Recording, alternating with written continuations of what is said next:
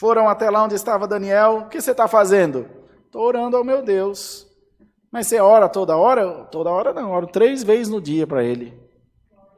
Aí voltaram ao rei. O Daniel, que é dos transportados de Judá, não fez ocasião de ti, ó rei. Não deu nem confiança para o Senhor. Antes, 3 vezes ao dia ele ora ao seu Deus. E agora tem que jogar ele na cova dos leões. E a palavra diz que o rei lutou de todas as maneiras para livrar Daniel. Mas se ele não fizesse isso, ele iria contra a sua própria palavra. E perderia a condição de governo.